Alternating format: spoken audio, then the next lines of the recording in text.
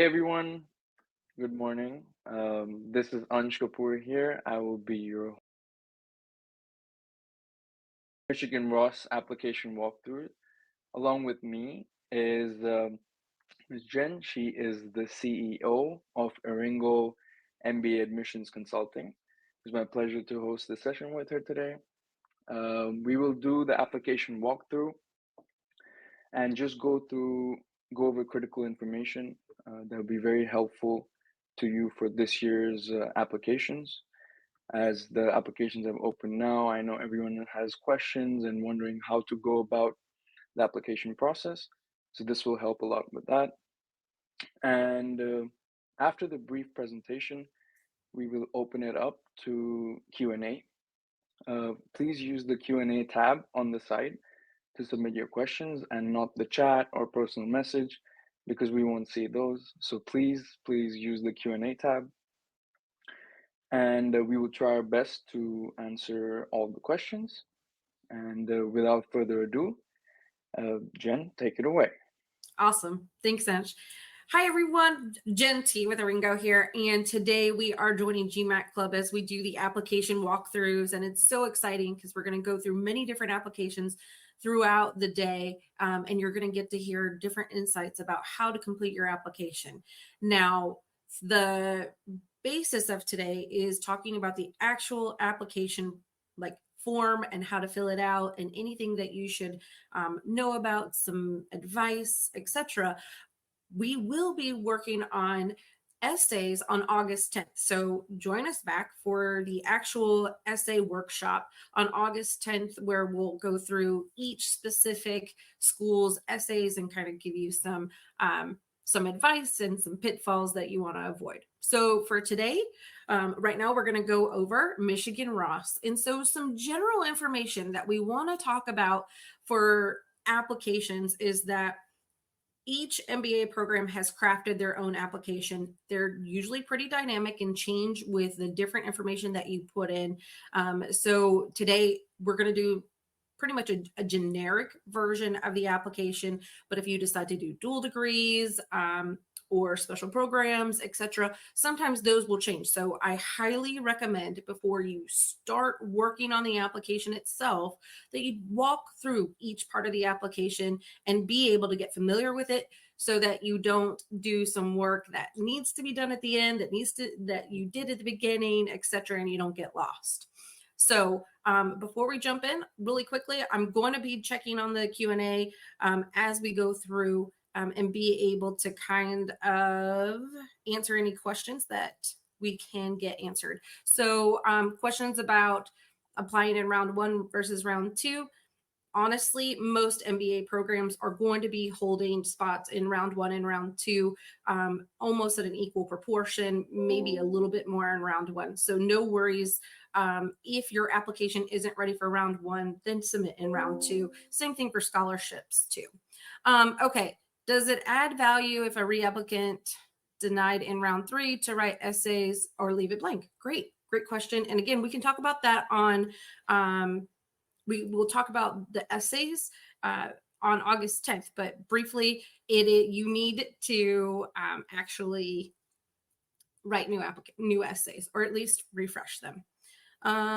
Okay, and I think that we can go ahead and get started.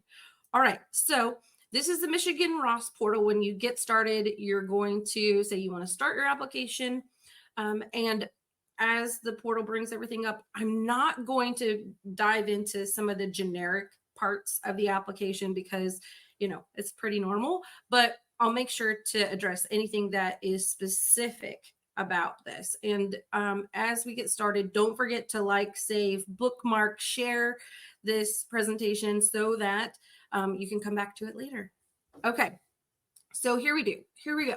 So this is the Michigan Ross application that we're going to ask you to sign that you agree to all of the terms of submitting the best possible application with the most accurate information without any sort of cheating or fraudulence. So once you do that, hold on 1 second. This is applications. I want to make sure that I think it might be at the very end. Sorry. it picked up where I left off, so I apologize about that. Okay, so here we are. Start or continue. Sorry about that, guys. Jumped right to that. So that's good for you to know, is that it could actually bring you all the way to the end, which is good that it remembers where you were. So give it just a second and we're going to get back to the first page. I'm so sorry that happened.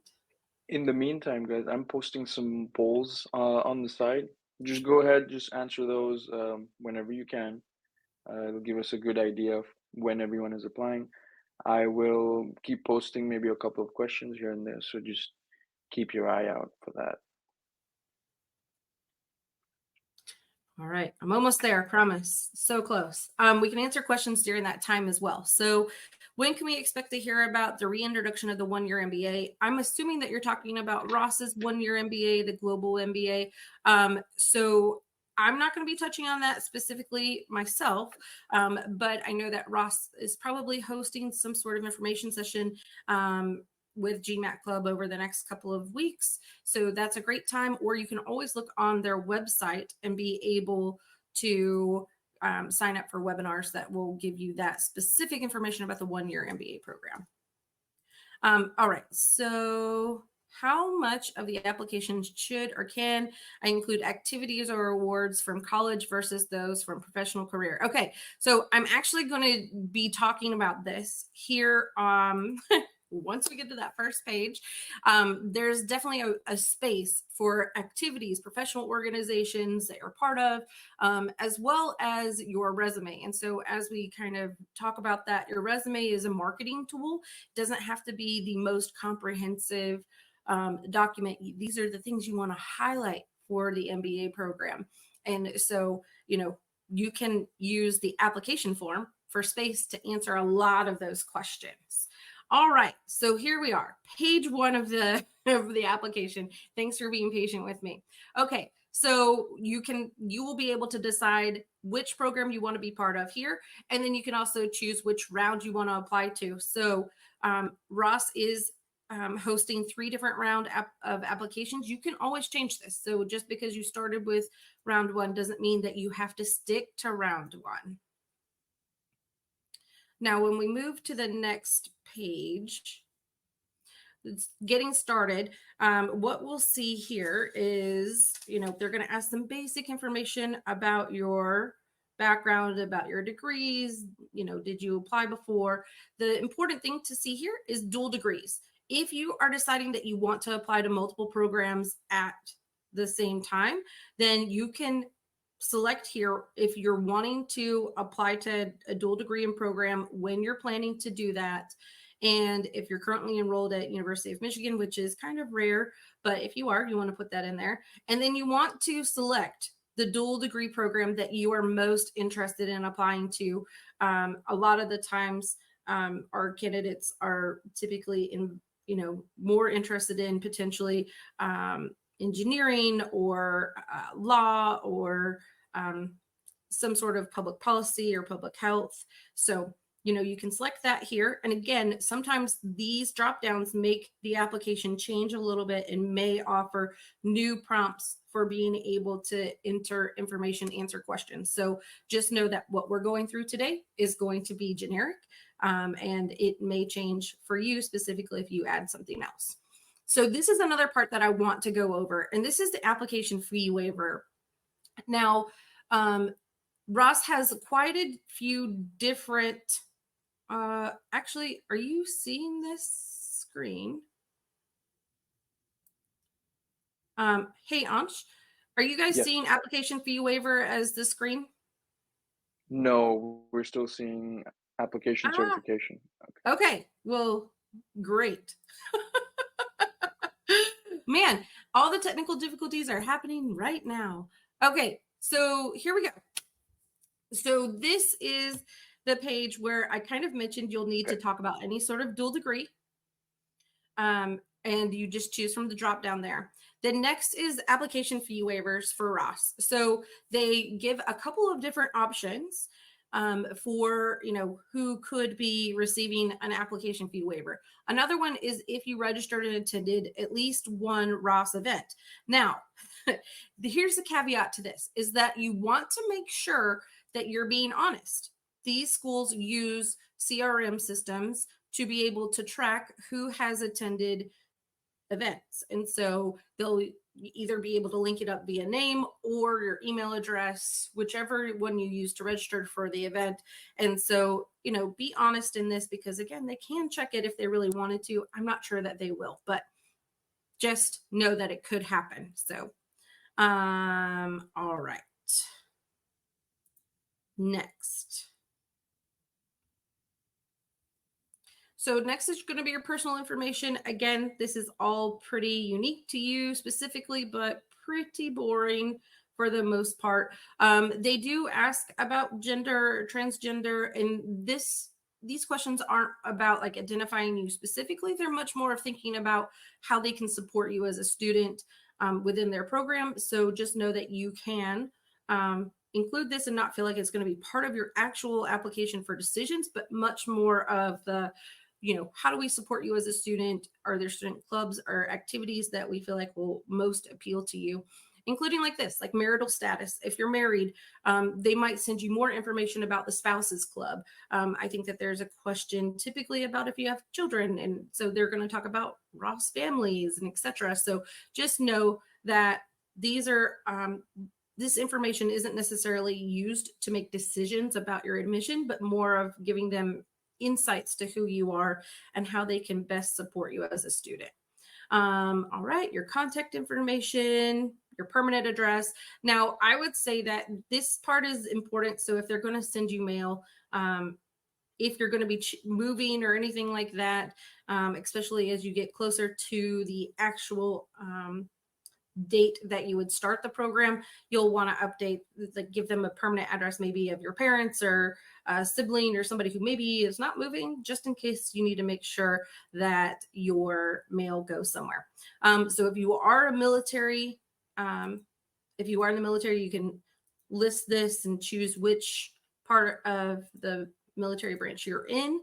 This is also helpful for them to connect you with the Military and Veteran Association. And then you'll go through more information. Another, kind of generic question here is that, are you a first gen college student? And so this gives them a little bit of insights, like maybe if you had a rough start to your academic career, lower grades during that beginning part, then they can say like, okay, well, the transition to college was a little bit tougher because maybe you didn't have as much advice going into the process, and that gives them a little bit more understanding. All right. And then they want to know if you attended at a minority serving institution. These are mostly here in the US. So if so, you can always click on these. And then are you going to be, anybody going to be sponsoring you for the program itself? And you can click yes or no. They'll ask you what company or organization, and then what amount or percentage they're going to be sponsoring you. The next part of this is for you to start talking about your career, right? Like why you want to be here. And so you want to talk about your career interest. So if any of these, or well, one of these should definitely apply to you, you will pick, the area that you're most interested in, and then the secondary area. So energy and entrepreneurship. So you want to do a startup in that arena. And then that helps them with knowing kind of what classes are going to be best fit for you, what clubs are going to be best fit for you, and making sure that they're offering things that you're looking for. And then next, they're going to ask you about how you heard about them. And I really think that, this is your opportunity to shine a little bit about, like that I talk to current students or alumni, or, where you were able to find the information. But I would, look at that, gmatclub.com. You can put that there. So, again, you can share a little bit about your background. Now, this is one part of the application. Several different applications, INSEAD, Columbia, Ross, I believe there's a couple others that are going to ask you, what connections have you had with our school that have been able to like help you in this process. And you should never leave this blank ever. Like, because if you do, you're saying, I did my research and I know enough, right? But what you need to do is tell them, how you got to know about them, what events you did attend, what students or alumni you spoke with. And this is important because this is helping convince them that Ross is your number one choice because you've done all this research and you know that it's the right fit for you, even though you maybe live thousands of miles away on another continent. You're being able to prove, hey, I've done my due diligence and I know Ross is for me. So make sure you fill that out on any school. You want to make sure you put that information there. All right. So before we move on, let's see about any questions that maybe I can answer. Is Ross a STEM MBA program? Great question. I can't leave the screen right now, but I do believe they will have a STEM option. There is a dual degree program pathway for sure that would do that for the operation side of things, but I'm not 100% sure that it's all parts of the program or if it's a specific track. Okay. Some of the information in all applications are optional, like parental information such as name, contact. Is there any advantage or disadvantage for filling out the information about your family? So great, we're on this page. So with that being said, it is optional. Some of the things that they're going to ask for are going to give them more insights about you. So if you do have a spouse or a partner, absolutely, you want to include that so that they know who's helping influence the decision that you make, right? Like if you have a spouse, typically they're going to say, yes, we're ready to move to Ann Arbor, Michigan. And sometimes they might say, oh, it's too cold. So, you want to be able to list if you have a spouse or a partner, any children, that type of thing. And then that they are also asking if they're applying. And so oftentimes people ask, if we're applying as a couple, is there an advantage? Well, technically there's not, but if you're both applying and one of you is more competitive than the other, they may say, well, to get so-and-so to come, then we admit, the spouse. Or, they kind of know that they have a 2-for-1 deal. If they admit one, then the other, then you both will come. And that means that there's 2 admits right there that are going to kind of guarantee that they're going to come. So you can be truthful in filling this out. Is it a true advantage? Technically, no, but it could play out later on. So parental information, they leave this optional just in case, right? Like this could be some tender information for people, whether your parents have passed or you don't know them, anything like that. So it's optional in that way. But the listing of like the occupation of your parents, that type of thing, and what level of education, again, gives them a little bit more insight into your background, what kind of help and assistance you had along the way, and how they can kind of perceive your application and look for opportunities of either disadvantages or resilience. So it's up to you if you want to include it. There's no true disadvantage for it, but you can leave them blank if you want. All right, so that is that. And the next thing is like, do you have anybody that that was an alumni? And you can fill this out. And so in undergrad, they usually call this like legacy. Like, so, like somebody else in my family attended, like a sister, brother, parent, whatever. Adding that, again, reaffirms your knowledge and understanding of the school on a much deeper level if it's a relative who attended. Okay, so next, sorry, I have some Post-it notes just to make sure I stay on track and answer any questions that you might have. All right, previous education. So this is the opportunity for you to share what you've done in your undergrad. You should be able to search for your institution within this search. If not, you can always add it, and then whenever they get your transcripts, they can do some configuration to make sure that everything aligns. So you'll put the dates that you attended, your major, degree. They ask a lot of information, but the bigger part is they ask you for a GPA converted on a 4.0 scale. Now, knowing that across the globe a 4.0 scale is not as common, then you can do some rounding on your own, and you can also use this GPA scale below to also help you with articulating where you were in your class, or as far as like your academic performance. And so you can either list your percentage or points, and then the total points that it was out, or the scale that was used. So if you're on a CGPA scale of 10, then you can list, 8.99, and then they'll be able to see that it's out of 10. Where that might not feel as fantastic when you convert it to a 4.0 scale. Just know that they're open and understand that across the globe, there's definitely different scales of GPA. Yeah. Okay. So next is transcripts.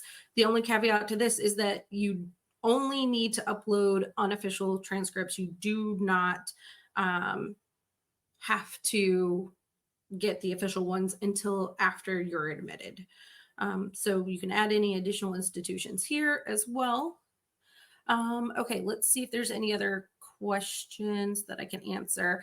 Do GMAC events count as Ross events? Yes, absolutely. If you attended a GMAC event, you can, and Ross was there, then you can include that. Should career interests be answered based on short-term goals or long-term goals? I would say you want to base your career interest on your short-term goals, because that's immediate. That's what they're going to be helping you with. And that's what they're going to be determining if they can help you get to that next step in your career. How many years of experience are needed to be eligible for this program? So technically, whenever you look at the page, they'll say that you can look at their class profile and see the average years of work experience. Most top MBA programs are looking for 2 years or more of experience at time of application. So they want you to have 2 years of experience when you're applying, so that they can judge your professional experience, your career progression, your leadership, and they have something to base it on. Because if you have less than that, then it makes it really hard to be able to see this potential career progression and ability to make these moves. And it's also hard for them to judge your understanding of the basics of business. So 2 years or more. Please tell me about the Master in Management program. That is a completely separate topic, and I can't talk about that right now because we are talking about applications, but I'm happy to talk about that offline. All right. So for GPA, if you went to 2 different schools in your bachelor's degree, would you enter your final undergrad GPA, or do you need to enter them separately? So Rodney, 2 things. So if you transferred in from the school to the new school, you want to put the graduation GPA. If you're entering it into the system, they're going to want the GPA from the separate schools so that they have them. So I think that you would actually list both of them, your GPA at both schools. And so the school that you transferred from would have their GPA at the time of leaving, and then the GPA of the school at time of graduation of a cumulative GPA. If you have more specific questions about that, there may be some FAQs, or you can always reach out to us. They're happy to answer any questions about. Okay. Is it mandatory to get an LOR from a work email? Okay, we'll talk about LORs in just a few minutes. Okay, does health issues have any issue on, or any bearing on decision-making process for the ADCOMs? Health issues should not, unless they prevent you from being able to study and work. Awesome. Okay, and then, hey guys, I see that some of you are actually putting your questions in the chat. So make sure, like in the chat instead of the Q&A, so make sure that you put them in the Q&A so I can keep track of them. All right, so let's go by upvotes. Okay, so sorry, I went from one screen to the next and now I missed it. Okay, so I think I've answered a good amount of them. Ansh, if you want to just check. If you want me to flash the questions on the screen at any point, just let me know. Oh yeah, awesome. That would be fantastic. Yeah, can do that too. Okay, good. Because I was like, I don't know how to do that part yet.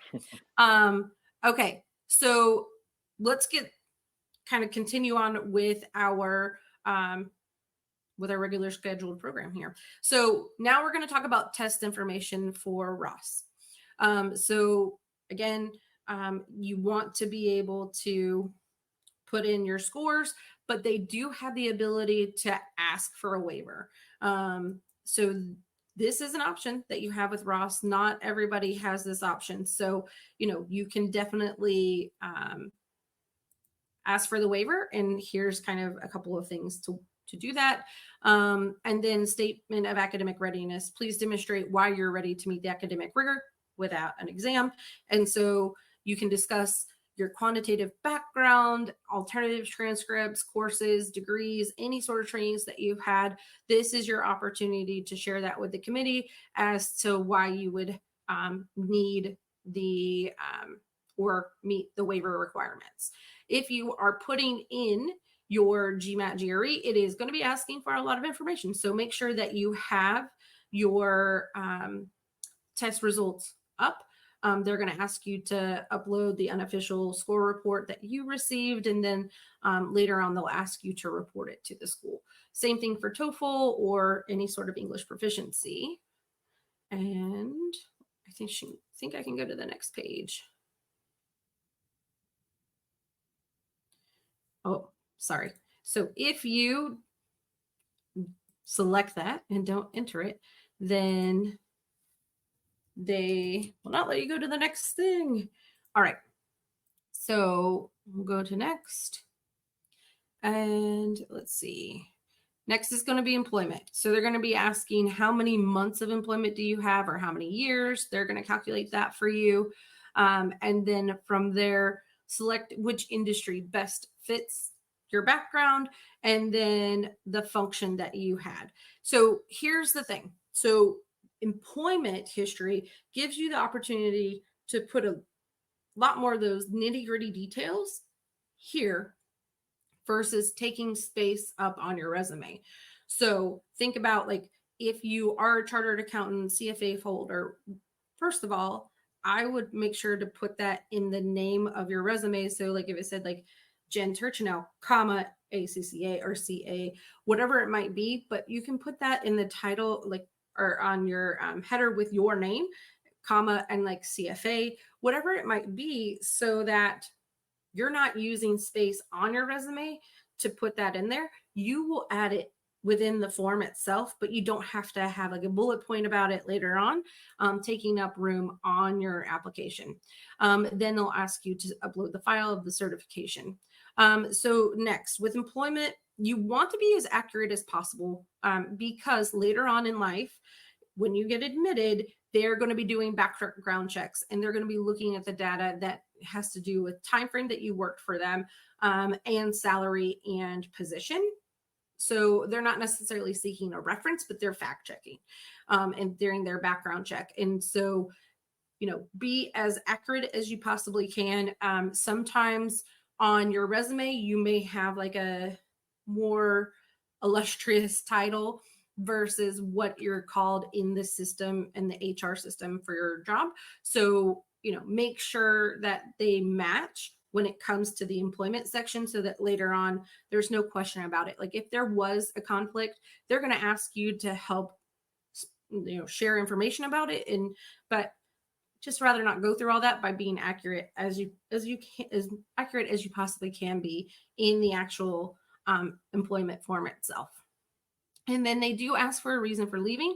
In this, you want to make sure that you are being as tactful as possible. So like if you were leaving because you had a horrible manager, I wouldn't put that, right? Like you want to be tactful and say, I was seeking the opportunity to gain more responsibilities and career growth or something like that. I'm always happy to help you with determining how you want to write that later on, but you want to be tactful and polite in these as well. All right, so I think that's all for this page for employment. I'm going to look to see if there's any questions. So Shashank asks, is there any amount of experience that is too much? So for a traditional full-time MBA program, 2 years, generally they're kind of maxing out closer to 10 years as being the max. So make sure that you are, not too far off of that scale, because then they'll consider your experience being more towards like an executive MBA. So, there is a point where it's too much for the traditional full-time MBA. And we can always talk about the differences of those MBA programs in another presentation or offline conversation too.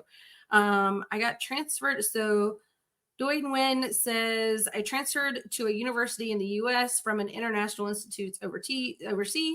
I got the bachelor in the US. Do I need to take the English test? No. So most schools will say if you completed or graduated from a US institution, you do not need to take English proficiency.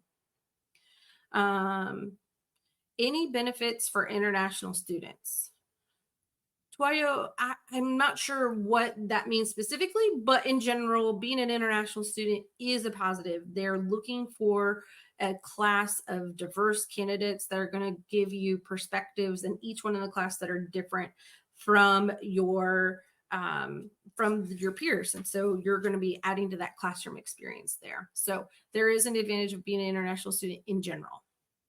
Do you have any tips for candidates with non-traditional backgrounds, like a liberal arts, and how to showcase your quantitative abilities? So just because you come from a liberal arts background does not put you at a disadvantage. So you do want to take the opportunity to show anytime that you did have quantitative or analytical skills, and you highlight them in your resume or in your essays as well. So if you feel like you don't have enough or not really necessarily prepared beyond taking the GMAT or GRE, you can always take like MBA math or HBS core, like any of that kind of stuff if you really feel like you need that additional work.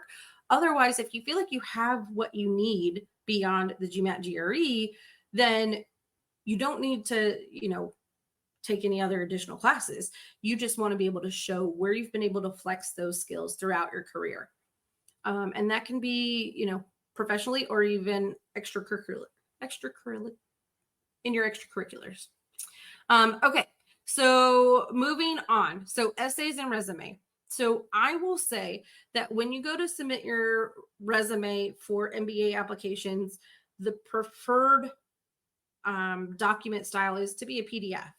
And that's so that you don't lose formatting. Sometimes when you convert it to a Word doc or whenever they look at it in their Word, blah, blah, blah, it messes up formatting and can make it look a little disjointed. So usually a PDF is the best way of preserving all of your fun formatting that you had to work on to make it happen.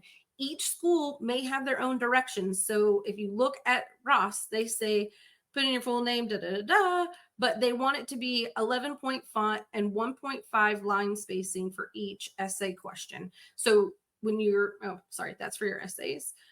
So, make sure that you're following the guidelines that they're setting up for you, because if you don't, it's a point of information for them, or a data point, as some people say, for them to consider. It's like, oh, you don't follow directions. You didn't read what we asked you to do.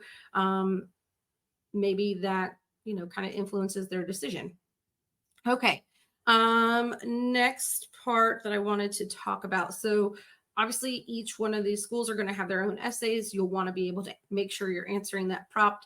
Again, we're going to go deep diving into these essays on August 10th. So come back and join us for that specific deep dive into the essays and how to answer them. Right now, we're just going to kind of quickly touch on the actual part itself, or like the essay submission part itself. So like I said, they have different requirements for each school, 300 words. They want you to upload a document with the 11.5 font and 1.5 spacing. So follow that and upload it into the application. Next, part 2, I think, is a really cool part about Ross, is that they're giving you the option to choose which question you want to answer. So whichever one makes you feel like you have the best answer for, I would absolutely use that essay. Which one, best speaks with you. So we would upload that. Career aspirations, make sure that that matches kind of to what we entered into the interest section of the application and kind of aligns. Optional essay, a lot of people have questions about optional essays, and you want to use the optional essay to answer any questions the committee might have about your application that you're not answering either in your resume or your essays themselves. So like, let's say you have a career gap.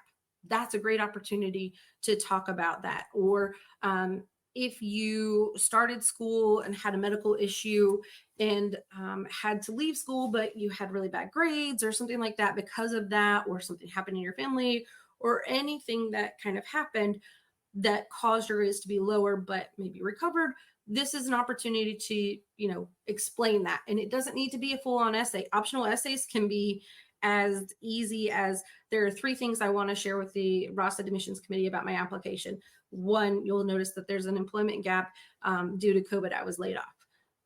2, you'll notice my academic grades during my freshman year were low, and that is because of X, Y, and Z. So again, it can be very easy and to the point. It does not have to be an eloquent essay. You're just making sure you're filling any gaps that the committee may have about you. Then again, we're going to attach our resume, upload that optimally via PDF.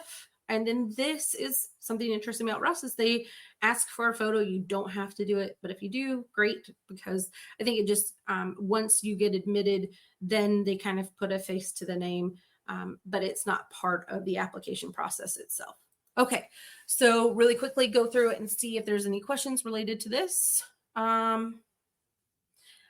Okay, yep. So I have someone asked about any tips on the essays. Again, we're going to go through that on August 10th. So we'll tune back in for that. What is needed for the application fee waiver? We talked about this earlier, but that is just that you've attended a Ross event.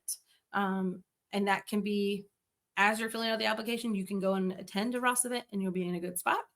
What does Ross look for? High GPA or high GMAT? So Javesh, they are looking for a balance of both or either. So if you have a low GPA, typically a high GMAT will be helpful in showing them that you have the academic readiness for the program. Vice versa, if you have a high GPA, but maybe a lower or average GMAT score, they can see, especially if it was a STEM background, they can see your over the long period of time versus an exam on one specific day, they can measure your success that way. So, maybe you're not great at exams, but overall you have strong retention and strong skills and ready for the program. There's different ways to articulate that. And you can use the optional essay to also help with that. Okay, so I'm going to apply in round 2, but my direct supervisor is going to leave next month. If she submits her LOR this month, will it still be valid for round 2? Yes, absolutely. So your recommender doesn't have to work at your current company. If they were your supervisor at your current company, fantastic. You wouldn't want a recommendation letter from a supervisor that's only been with you for 2 months, right? Like they're not going to have much to say. So schools understand that, especially, things change a lot, as far as hierarchy. So, they want the best recommendation that they can get with somebody who knows you and knows you well. So if you need one from because they want from your current job, then if your boss left, it's okay to use them. And if you need to, you can, or feel like it's weird or anything like that, you could also, put that caveat in the optional essay. Joseph asks, hi Jen, will including 2 or more concurrent full-time employments in your resume be a negative? No, that's like reality these days, right? And so many people have like a side hustle or multiple jobs. That's okay. Like you don't have to feel guilty or weird about it. Maybe like on a work application, you would be like, oh, I don't want this, company to be thinking I'm moonlighting or anything. But it's okay for the MBA admissions team because it gives them more ideas about your capacity and what you can and can't handle. So it's okay to put that on there. Hey Aditya, Jen, yeah, we have about 5 minutes left. in the entire presentation. Ah, Yes. okay, great. So here, really quickly, I'm going to finish up. So recommendation letters, you're going to put the recommenders details in here. If you choose a recommender who is not your direct supervisor, explain why. Again, super easy and simple, put that there. And then the bigger part is, do you waive the right to view the recommendation? The answer I would recommend is yes. You want to waive it because if you say no, then it tells the recommender, if I'm not admitted, I'm going to go back and read that letter of recommendation. And if you wrote something bad about me, then it's your fault. Right. So you want to take that off, that onus off of your recommender, and say that you're going to waive your right to see it. Then it does not submit to your recommender. It does not send them an email until you hit this button. A lot of people think it's when you submit the application, it's when you submit via this button. So just kind of have that in mind. All right.